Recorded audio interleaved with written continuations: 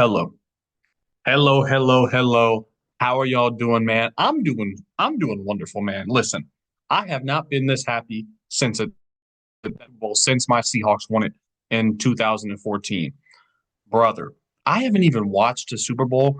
It's been years, brother. I always work on Sundays, so I've never got to watch Super Bowl. So I record the game, right?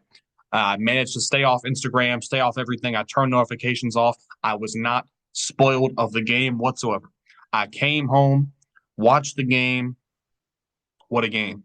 What an insane game. And listen, here's the thing, man. I don't get how some people can be so mad at a time like this. Unless you're a Chiefs fan, brother, who cares if you don't like the Eagles? It's a time to be happy. It's the same thing when the Ohio State won. Like unless you're a Michigan fan or something or a Notre Dame fan, bro, you don't gotta be jumping for joy, brother. But a bunch of people are happy right now. That makes me happy. Okay, I'm just a positive person overall. But let me tell you another reason why I'm happy and why I was rooting for the Eagles. Let's listen closely. And I think the Eagles win the Super Bowl. And I mean, yeah, the Eagles are my pick. I am picking the Eagles to win the Super Bowl. I think I picked them last year as well. I think last year I had Eagles Chiefs. Eagles win. You heard it. That video was from July 12th, 2024. That is me picking the Eagles to win the Super Bowl. And by the way, didn't I also pick Ohio State to win? Oh, wait, I did. Oh, wait a minute. Not only did I pick the Super Bowl champions correctly, I also picked the national champions correctly. Listen, I'm not saying I'm an expert, but I dare you to show me anybody on planet Earth who picked the Eagles and Ohio State. That's all I'm saying. That's all I'm saying. I'm not an expert. I just know a few things. So hey, man, listen, I didn't make this whole video just to, kind of, toot my own horn, if you will. That's the majority of the video. But we're past that now. Let's talk about the game itself, man. Uh, yeah, man, let's go. Let's get right into it, man. Thank y'all for watching. I really do hope y'all are doing well here. It's a good night, man. Be happy, man. All right. Let's just go possession by possession. Let's just do it. Possession by possession, what took place here. So Chiefs win the coin toss, Eagles get the ball first. They pick up a first down. They get to a third and long scenario. Jalen Hurts then completes a pass to a no, sorry. They get to a third and long scenario. Jalen Hurts then scrambles for 9 yards to make it fourth and short at midfield. I thought the Eagles should go for it. They decided to go for it. They were being aggressive early, and I like that. Jalen Hurts completes a bomb down the right sideline to A.J. Brown, being covered by Trent McDuffie here. A.J. Brown worked Trent McDuffie tonight. It was no contest. A.J. Brown won every single rep against Trent McDuffie that mattered. But unfortunately, on the first big play of the game, a phantom offensive pass interference gets called. There was contact. It was not enough for an offensive pass interference. I'm sorry. Tom Brady said it was not enough, and I was fuming. I'm like, oh my goodness, here we go. Already, the refs are putting their nose where it does not belong. I was terrified that the refs were actually going to ruin this game. So that massive completion on fourth down gets wiped off, and the Eagles are forced to punt due to the refs on the first possession. Chiefs get the ball and they pick up a first down right away, but then the Eagles defense holds firm and they force a punt from the Chiefs. Ball goes back to the Eagles. Cooper DeJean, by the way, was a menace on punt returns all night. Eagles special teams was flawless. Eagles then get the ball back and they drive down the field. 20-yard completion to Dallas Goedert. And here we go. So 3rd and 5 in Chiefs territory. Jalen Hurts throws an incomplete pass to Dallas Goedert, sorry. And then a questionable unnecessary roughness penalty gets called on Trent McDuffie for 15 yards, and the Eagles pick up the first down. They go on to score a touchdown because Jalen Hurts completes a deep bomb to Jahan Dotson. By the way, shout out Jahan Dotson. Where the hell did he come from? He had been gone missing in action for months. And then Jalen Hurts tush push for the touchdown. So now, in the first three possessions, we had a massive bad call go against the Eagles, and then the refs corrected it with a massive bad call against the Chiefs, in my opinion. I think neither call should have been called However, the difference is still probably the same. If they would have not called the play or the penalty on the first possession, the Eagles probably marched down and scored a touchdown. So, in my opinion, they both cancel each other out, and the score would have been 7-0 either way if neither penalty was called. So, both those penalties, even though they were both bad, really did not end up making a difference in the game, in my opinion, because neither of them went to the same side. I hope you understand what I'm trying to say there. Then, Chiefs get the ball back, go 3-and-out. The Eagles defense was absolutely unconscious tonight. Eagles then get the ball back. They drive down the field. Big completions to Devontae Smith again. Jahan Dotson, 15 yards. Jalen Hurts scrambling well. They get into field goal range and pressure by Nick Bolton up the A gap. Jalen Hurts feels it, has no time to throw. He slings it up, intercepted. Intercepted by Brian Cook. It was just a bad decision by Jalen Hurts. I mean, he got pressure immediately up the A gap.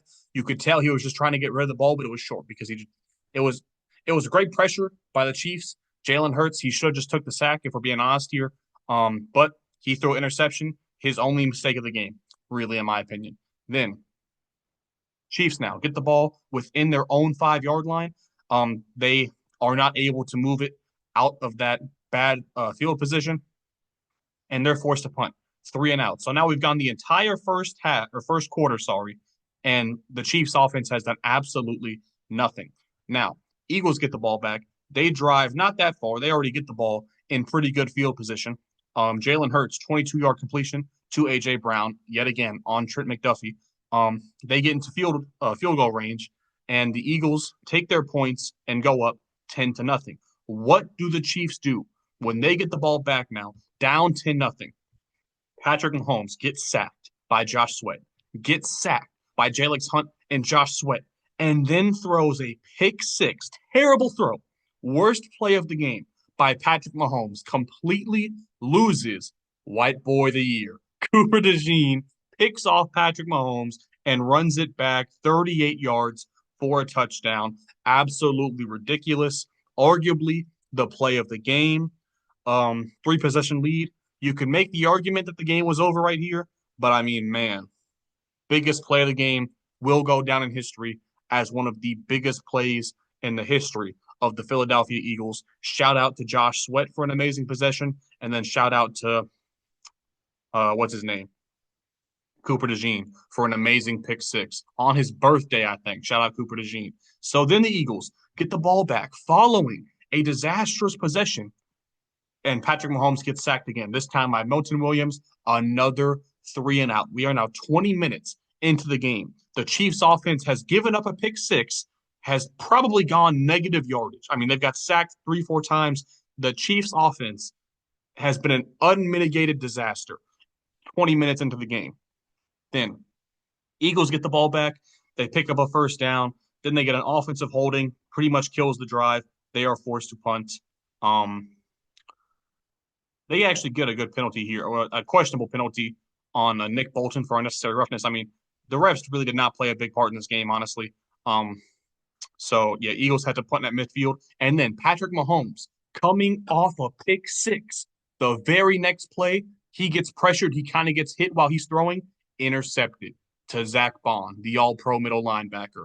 Back-to-back plays, back-to-back interceptions by Patrick Mahomes in his own territory. The Eagles take that amazing field position and score a touchdown.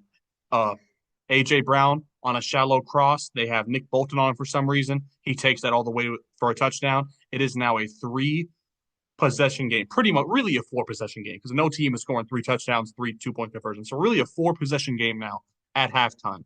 Coming off of that, 3-and-out. 3-and-out by the Chiefs.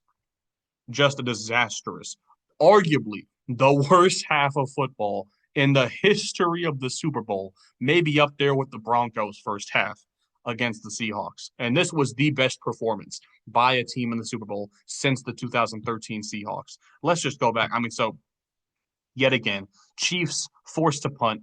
Eagles drive down the field, score another field goal, 27-0. Now it's officially a 4-possession game. Chiefs turnover on downs, and this was it. This was a dagger. Game over right here. Coming off a Chiefs turnover on downs, right? The Eagles could have played it safe. They could have started to drain clock right here. What do the Eagles and new Saints head coach Kellen Moore do? Coming off the turnover on downs, let's take a shot. Jalen Hurts, 46-yard bomb to Devonta Smith. Game over. Game over. We're not even going to go over what happened afterwards. The game was officially over with 17 minutes and 40 seconds to go. What a performance by the Eagles. Let's just go over the box score here. Starting with the winners, of course. Let's look at the Eagles here. Jalen Hurts played one of the best games of his career. Like I said, he made one mistake. Really, I mean, he got pressured right away and he made a bad decision, right? I mean, he had no time to react. I don't put all of that on him, and I forgive him because he had his own record for rushing yards in the Super Bowl. I don't know what it is, man, but Jalen Hurts against the Chiefs in the Super Bowl is unconscious. The man played lights out tonight. All the credit in the world. Jalen Hurts has now outplayed Patrick Mahomes twice, 2 out of 2 times in the Super Bowl. Let's talk about Saquon in the Eagles running game. The Chiefs did a really good job shut down Saquon Barkley. His longest run of the night was 10 yards. Saquon Barkley had 31 touches, and shout out to him, he contributed a lot in the pass game. 97 total yards. You'll take that. If you're the Chiefs, you'll take that if you're the Eagles. 31 touches, 97 yards. Saquon did his job, but honestly, the Chiefs pretty much took him out of this game. The Eagles did not win this game because of Saquon Barkley. He had an amazing season. We're going to get into it a little bit later. One of the best. Well, we're going to get into it later. He had a great season, but the Eagles won this game in spite of the Chiefs doing a good job of shutting down Saquon. 135 rushing yards overall, but it was the Eagles receivers, man. Every player of the Eagles top 5 showed up in this game. Devonta Smith, first Alabama receiver to score a touchdown, and Alabama player, I think, to score a touchdown in the Super Bowl. A.J. Brown, he had 3 big plays, should have been 4 big plays with the bogus pass interference that was called back on the first possession. He did his job. Jahan Dotson, when they made this trade preseason, I was like, man, a third-round pick for Jahan Dotson, former first-round pick by the Commanders. I thought he looked really good his first 2 years in the league. He did not do much for the Eagles this year because their offense is not really conducive for a third wide receiver. Playing they're not really a heavy passing offense, and they use a tight end to supplement that kind of third wide receiver role. But Jahan Dotson, man, 2 of his biggest plays of the season, both coming in the first quarter, and they were both massive. Saquon obviously and Dallas Goedert, he didn't have a massive game, but 2 catches for 27 yards. He definitely showed up. So, and the Eagles' offensive line, too, I thought did a really good job. They gave Jalen Hurts time to throw. And even when they didn't give him time to throw, they gave him lanes to escape the pocket and make plays with his legs. Let's talk about the Eagles' defense, though, because the Eagles' defense, with arguably the best performance I've ever seen in a Super Bowl, going up against the Patrick Mahomes-led Chiefs, Josh Sweat, I thought was in a really strong running for the Super Bowl MVP because he had 2.5 sacks. And then he had the play where he forced Joe Thuney into Patrick Mahomes on the interception to Christian Bond, or whatever his name is, the linebacker. So he had 2.5 sacks and a pressure that resulted in an interception. Josh Sweat was absolutely insane. Milton Williams, I believe this guy's going to be a free agent this year. He's about to get a bag. 2 sacks, a strip sack. The man was amazing as well. Jordan Davis got a sack. Jalix Hunt was in there. I mean, the Eagles' defensive line, hats off to them. They played lights out. And the secondary as well. I mean, DeJean got a pick. Bond got a pick, of course. But Quinyon Mitchell, amazing day. Darius Slay, amazing day. And in a special teams unit, I mean, I thought they were flawless. I cannot point. Jake Elliott, 4 for 4 on field goals, 4 for 4 on extra points. Defense, lights out. Offense, lights out. Special teams, lights out. The best Super Bowl performance I've seen in over a decade. Now, quickly, let's talk about the Chiefs. I don't care what Mahomes and the offense did in garbage time. This was the worst game of Patrick Mahomes' career. I don't remember vividly the game against the Buccaneers, but I'm sure it probably went a lot like this. The Chiefs had no run game. I mean, they never established the run game. They pretty much gave up on it after the first quarter. I mean, that's unacceptable. I mean, the play calling was not good. The offensive line was bad. Receivers were not getting separation. I mean, Xavier Worthy statistically had a good game, but a lot of that came, like I said, in garbage time. But I guess you could say he's really the only player that showed up for the Chiefs, unfortunately for them.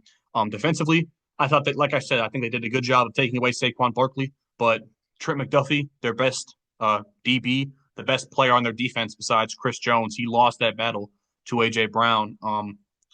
Yeah, man, there's really not a lot of positives. When the Chiefs look back on this, they were going to say, um, really, I mean, I can't think of anything that they can say. This was just truly the Chiefs' offense did not show up this tonight. I mean, that's all I can really say about this game. Um, a couple of good things that I think I'm glad I can say is that the refs, like I said, did not play a big part in this game. I'm glad that that happened. I mean, it would have been so bad if, like that first possession they robbed the Eagles of a big first down, and then they continue to do more and more bad things. I'm glad they kind of stepped aside, and they let both teams play really. Um, so now let's talk about what this means. I don't know how long this video is going to be, by the way. I just have a lot of thoughts here. Let's talk about the Eagles team and what this means for so many guys. I mean, first of all, of the century, they are now 2-2 in those games. Nick Sirianni, by the way, let's talk about the coaching staff first and foremost. Before we get to the play, he's officially now, I mean, up there with guys like Sean McVay, who else won a Super Bowl besides Andy. I mean, for me, or Sean McVay, Andy Reid, very accomplished. Nobody North, nobody in there. I mean, yeah, I mean Nick Sirianni, I think undoubtedly now has put himself into the conversations of a top three coach in football, and we're talking about a guy who, similar to Ryan Day in a lot of ways, had to win a Super Bowl this year. These guys had to. They were on the hot seat, even though they were some of the most accomplished head coaches at their respective level. These guys had to go all the way to earn the respect, and now that they both have, I think we're going to see a massive narrative shift for both of these guys as from going on the hot seat metaphorically to now being respected as the best or some of the best in their respective levels. And offensive coordinator Kellen Moore, obviously he just accepted the job to go coach for the Saints. The Eagles offense and the NFC Championship game and in the Super Bowl was lights out. They did not look good against the Packers. They did not look good at all against the Rams, but their two biggest games of the season, they had their best two offensive performances. So a ton of respect for that. And then Vic Fangio. I don't know if there's an award for Assistant of the Year, but there's a strong case to be made that Vic Fangio should have won Assistant of the Year for how good he did with this Eagles defense, man. It's what I saw. This Eagles team that showed up tonight is the exact team that I saw preseason, and it's the exact same team that I saw in my mind when I picked them to go all the way. I knew they had the talent. I'm like, they were terrible last year defensively. I'm like, it's not because of the personnel. This has to be because of the coaching. Same for the offense. I mean, in 2022, their assistants were amazing. They lost both of them, and they finally now, it took them a year, but they replaced those assistants with quality guys on both sides of the ball. Fixed to now the best defense in football this year belonged to the Philadelphia Eagles, and deservingly so. They played lights out. Let's talk about a lot of these guys now individually. I mean, where do I start? There's so many guys that this affects their legacy. I mean, their standing in the league. I mean, what do we do here? Let's just go player by player, man. Lagging a little bit here. Let's scroll down to the player stats so I can show y'all. Jalen Hurts, man. I really do feel like Jalen Hurts has been one of the most disrespected guys, quarterback wise, in the league. And I don't get why. I mean, in 2022, he was arguably the best player in the league. I thought he would have won MVP had he not got hurt at the end there. And then you look in the playoffs, he outplayed Mahomes, undeniably outplayed Mahomes in that first Super Bowl. So we got in 2022, Jalen Hurts being arguably the MVP of the regular season, and he had the best game of anybody in the Super Bowl. And he gets disrespected because last year was not so good. Then this year he comes back. Massive improvements from last season. He's a really good quarterback this year. And then yet again in the playoffs, played amazing last week, amazing in the Super Bowl today. And I think, listen, I don't think Jalen Hurts is as talented as a Lamar Jackson, a Josh Allen, a Joe Burrow, but he now is more accomplished than all those guys combined. And I don't care if he's not necessarily as talented. He belongs in that top five conversation along with Mahomes as well, of course. So my top five, if you care, it's Jalen Hurts, Mahomes, Joe Burrow, Lamar, Josh Allen. Not in that order, but that's my top five now going forward. Jalen Hurts now is he's done all the heavy lifting he needs for a Hall of Fame career, if we're being honest here. I mean, if he just played at the same level, we will see Jalen Hurts in Canton. That might sound early, but man, as a I think it was a late second round pick, nobody was really high on him coming out of Oklahoma. Like he was kind of seen as like just a not really a franchise level quarterback when he was younger. But in the 4 years that Jalen Hurts has been here, the Eagles have never missed the playoffs. They've won a playoff game, I think, every year. Did they win a playoff game that first year? I'm not sure if they did or not, but I mean, they've made the playoffs every single year. Jalen Hurts now, multiple NFC championship wins, two Super Bowl appearances, and now he has that ring. Let's talk about Saquon Barkley because the first name that people mention when they talk about this Eagles team 20 years from now, it should be Saquon Barkley because just like Cooper Kupp in 2021 had the best season ever for a wide receiver, Triple Crown winner, winning the Super Bowl, making the game-winning play in the Super Bowl. That was the best season ever for a wide receiver in NFL history. Saquon Barkley this year was the best season ever for a running back in NFL history because he did it in the regular season and he did it in the playoffs. I believe they showed a stat that he was the first player ever to run for over 2,500 yards, regular season and postseason combined. And obviously, he had several hundred receiving yards on top of that. So, Saquon, legendary season, best season ever for running back, no questions asked, without a shadow of a doubt. Saquon, legendary season, gets a ring. His path to Canton, Ohio now is going to pretty much be a cakewalk, if we're being honest here. A.J. Brown missed 4 games. Still, even though he missed 4 games, over 1,000 yards, obviously, we all know how good he was 2 years ago in his first year with the Eagles. He now gets his first Super Bowl. Amazing player, top tier wide receiver. He showed up. He balled out. I'm happy for A.J. Brown, man. That's a massive, massive win for his career. He's a great player, one of many on the Eagles. Devonta Smith now, I think, one of 5 players. I think I just saw a post. Devonta Smith, one of 5 players to win a Heisman Trophy, a national championship, and a Super Bowl. He's in a very elite group. Does not get the love he probably deserves. He's not a wide receiver one on the Eagles. He doesn't make a ton of, he doesn't get all the stats in the world, but he's a really, really good player. And now he has a lot of hardware that not a lot of people can talk about. Dallas Goedert, he's been here for a while. He might have even been here for the last Super Bowl. I'm not sure if he was. Let's check real quickly. Was he here for the first one? I don't know if he was. He might have came 1 year afterwards. Yeah, I think he did come 1 year too late. So he didn't make it for the first one. But now Goddard kind of taking over for Zach Ertz. He's been here for a long time, been playing at a high level for a long time, never made a Pro Bowl or anything. An Eagles faithful for a long, long time. The offensive line for the Eagles, let's talk about them. Jordan Mailata, Mekhi Becton, Landon Dickerson, Cam Jurgens, Lane Johnson. Lane Johnson now 2 Super Bowls to his name. That's a Hall of Famer if I've ever seen one, man. He is absolutely phenomenal. Jordan Mailata now is, solidifying his legacy as one of the best. Mekhi Becton, what a story for him. Former first-round pick by the Jets. Injuries and just bad play moves from a tackle to a guard. First year, plays his ass off, reinvents himself, rejuvenates his career. Now he's a Super Bowl champion and, great story for the Eagles there on the offensive line. Let's move to the defense, man. Let's talk about the defense here. So many amazing seasons here from guys who weren't even a part of the team last year. Let's talk about the guys who were here first, though. Let's talk about some of the guys. Josh Sweat, he's been here for a while.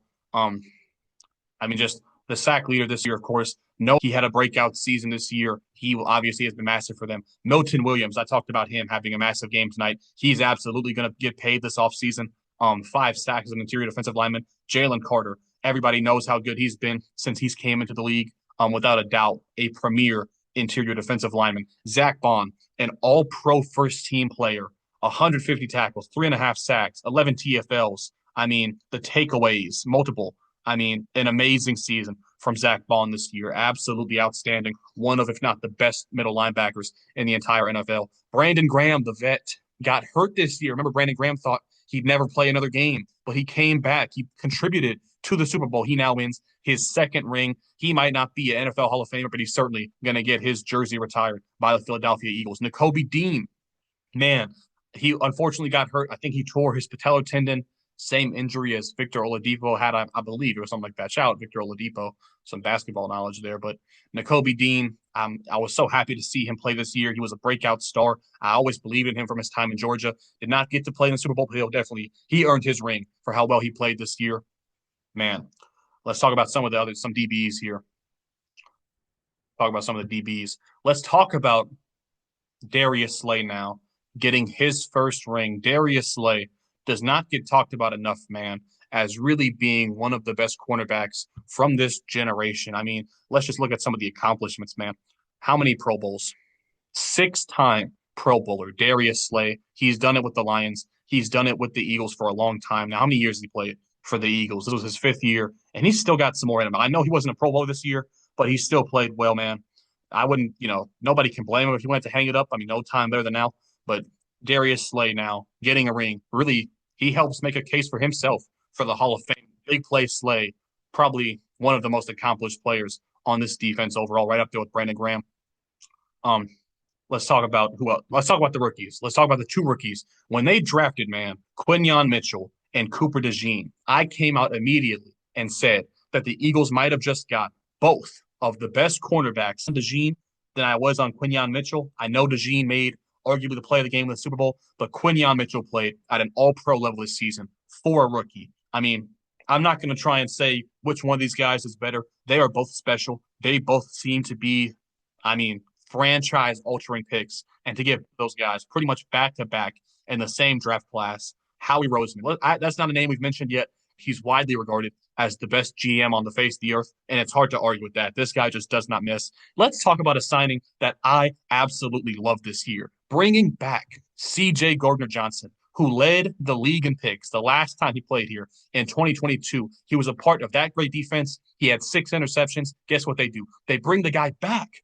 Once they bring him back, they're the best defense in football. Guess what? He has another 6 interceptions. C.J. Gardner-Johnson gets hated on a lot, but he's a great player, man. I got a lot of respect for CJ.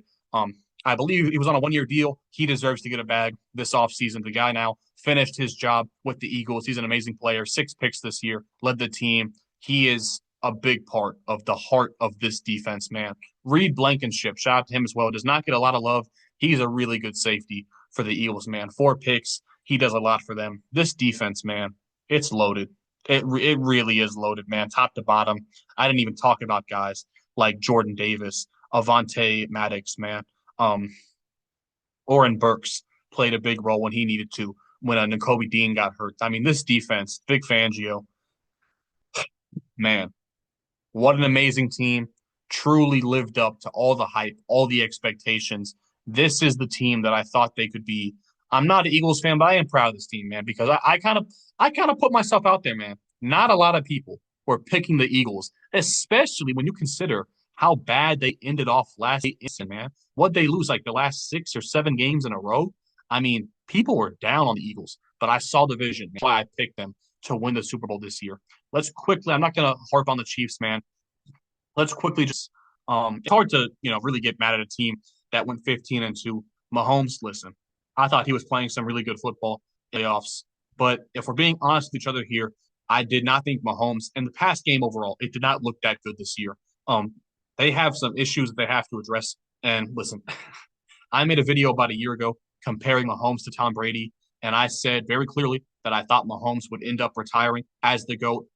I'll put a hold on that. I'll put another Super Bowl. But like I said, man, I don't know if Matt Nagy has to go or what the case may be, but something has to change within this Chiefs offense because right now it's not good enough. And especially the run game, man. I know Pacheco got hurt this year, but you saw how it was not a factor at all in the Super Bowl. I thought Kareem Hunt was serviceable, I should say, but they did not do enough in the run game on a running back because it's just I didn't like what I saw out of the run game this season, and as well as the receivers. It's by the time the end of the season rolled around, man, they had Travis Kelce and Xavier Worthy and DeAndre Hopkins and Hollywood Brown was he out there? I didn't notice him, but this receiving core, I mean, obviously moving forward, right? You're going to have Xavier Worthy and Rashee Rice. Who else is going to be there, man? Is Travis Kelce coming back? Do you even want DeAndre Hopkins back? He didn't do a lot for you this season. I mean, obviously Hollywood Brown did not a lot for you. So The Chiefs need to do something to make this pass game explosive again. Mahomes needs to build some sort of chemistry and rapport with the new guys, man, because Kelsey's not going to be around forever. He wasn't even that amazing for them this year. So Mahomes has to reinvent himself. The pass game has to get more explosive. Andy Reid needs to figure something out. The run game needs to get better. The Chiefs, I know they won 15 games, but they did it by the skin of their teeth. They did it with their defense. They did it with some questionable plays and some questionable calls. The Chiefs, they have a lot of work to do, believe it or not, this offseason. And the defense, like I just said, defense was amazing this year. They got a lot of studs on that side of the ball. I mean, Nick Bolton, Trent McDuffie, obviously Chris Jones, George Karlaftis, a really good player. I love their group of linebackers. It's a really good team, man. Really good defense. But yeah, man, this offense, they need to figure some things out, right? Offensive line specifically, Creed Humphrey, Joe Tooney, some of the best at their position. Trey Smith, really good. Their tackles were big problems this year. And Trey Smith's going to be a free agent. I mean, do you let him walk in free agency? Who knows about that? We're going to see Chiefs leave a lot of things to be desired without a shadow of a doubt. Oh, man. I don't know how long this video was. Man, I'm happy. I'm happy. I know I'm not an Eagles fan, but like, this is the first Super Bowl I watched in a while, and I was happy with the result. So, yeah, man. I hope you are in as good a mood as I am, man. So please leave a like if you enjoyed this video. Subscribe if you are new, and I certainly will see y'all soon, man. Have a great day, man. Peace.